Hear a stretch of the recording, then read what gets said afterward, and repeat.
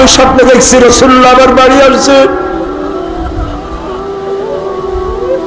আমি দেখতে পেলাম রাসূলের দাড়ি মোবারকে ধুলোবালি মাখা, মুখখানা বলি, চোখ দিয়ে পানি পড়তেছে। আমি জিজ্ঞেস করলাম, ইয়া রাসূলুল্লাহ কাঁদতেন কেন? আপনার দাড়িতে ধুলোবালি মাখা কেন? রাসূলুল্লাহ বললেন, উম্মে সালমা তুমি জানো না আমি এই যে কারবালা দিয়ে কেবল আসলাম, আমি দেখে এলাম আমার কলিজার টুকরা বাবা তোমার নয়নের মনির মাথা দেহ থেকে আলাদা করে দিয়েছে ওরা। একটু পানি যদি তারা দয়া করে এই বাচ্চাটারে দেয়, আর কোনো দাবি নাই। ইমাম হোসেন তরবারি ফেলে রাখলেন, বাচ্চাটি কোলে করে নিয়ে এজিদি সৈন্যদের সামনে দাঁড়ালেন। কি কলঙ্কিত ইতিহাস! ছোট্ট বাচ্চা নিয়ে উঁচু করে দাঁড়িয়ে বললেন, এজিদের সৈন্যরা তোমাদের সামনে আমি যাকে উঁচু করে ধরেছি এই বাচ্চাটি আওলাদে রাসূল, রাসূলের আওলাদ, নিষ্পাপ, মাসুম, বেগুনা। আমার সাথে তোমাদের শত্রুতা থাকতে পারে, কিন্তু এই কচি সন্তানের সাথে কোনো শত্রুতা থাকার কথা নয়। ফোরাতের অপুরন্ত পানি প্রবাহিত হয়ে যাচ্ছে, একটু কুলটা ছেড়ে দাও, আমি বাচ্চাটারে একটু পানি পান করাই। ওদের কলিজায় দরদ হলো না, ওরা পানি দিল না, জবাবে বিষাক্ত তীর ছুড়ে দিল। ইমাম হোসাইনের উঁচু করে ধরা আওলাদে রাসূল, রাসূলের কলিজার টুকরা বাচ্চার বুকের মধ্য দিয়ে বিষাক্ত তীর প্রবেশ করে পিঠ থেকে বেরিয়ে গেল।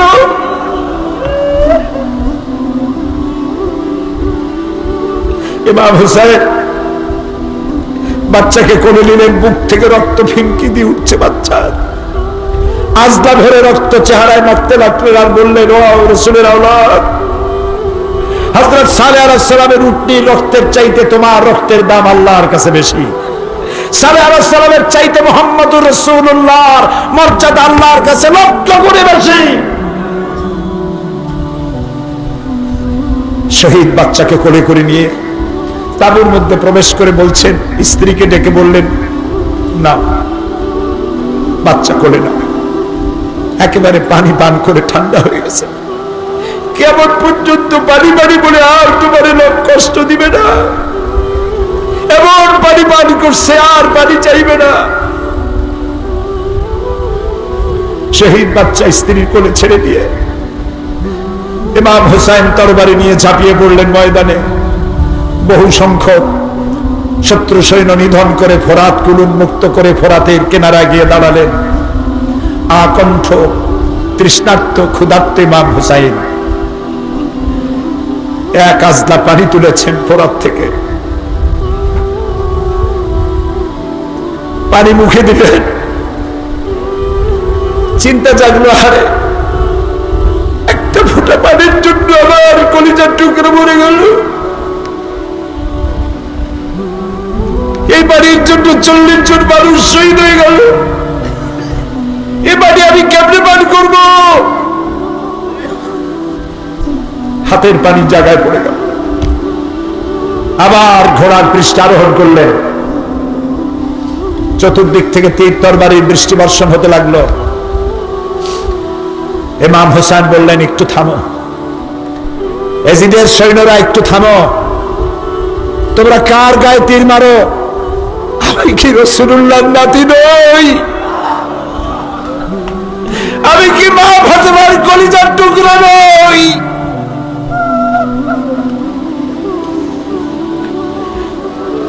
কার গায়ে পাথর মারো, কার তীর মারো?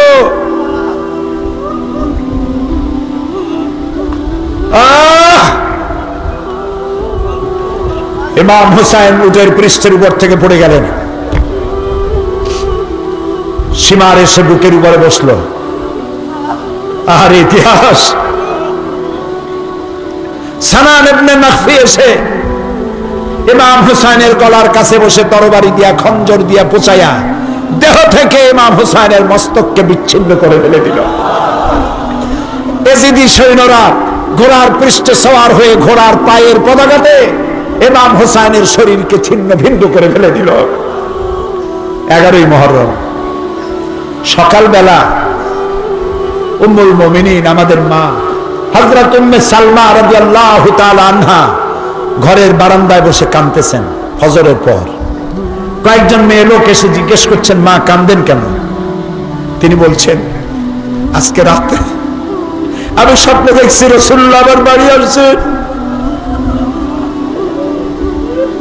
আমি দেখতে পেলাম রাসূলের দাড়ি মোবারকে ধুলোবালি মাখা, মুখখানা বলি, চোখ দিয়ে পানি পড়তেছে। আমি জিজ্ঞেস করলাম, ইয়া রাসূলুল্লাহ কাঁদেন কেন? আপনার দাড়িতে ধুলোবালি মাখা কেন? রাসূলুল্লাহ বললেন, উম্মে সালমা তুমি জানো না আমি এই যে কারবালা দিয়া কেবল আসলাম, আমি দেখে এলাম আমার কলিজার টুকরা বাবা তোমার নয়নের মনির মাথা দেহ থেকে আলাদা করে দিয়েছে ওরা।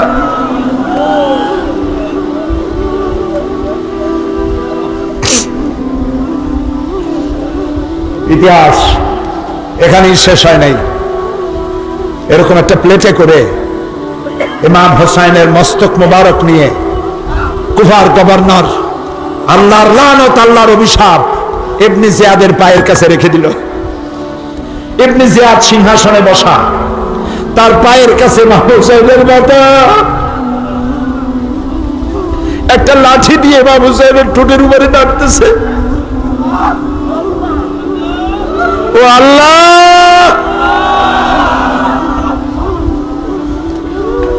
হযরতে যায়েদ পাশে বসা ছিলেন,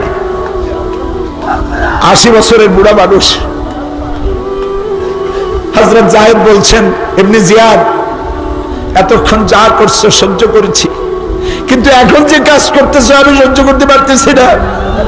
তোমার পায়ের কাছে ইমাম হোসেনের মাথা, তুমি লাঠি দিয়া ইমাম হোসেনের ঠোঁটের উপরে যেখানে নাড়াচাড়া করতেছো, আমি যায়েদ আমি 1000 বার দেখেছি রাসূলুল্লাহ বুকের উপরে 1000 বার চুমা খাইছে।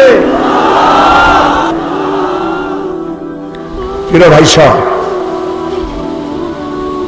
মুহররম আমাদেরকে প্রতিবাদ শেখায়। জীবনের বিনিময়, রক্তের বিনিময় প্রতিবাদ করতে হবে। জীবনের মালিক আল্লাহ।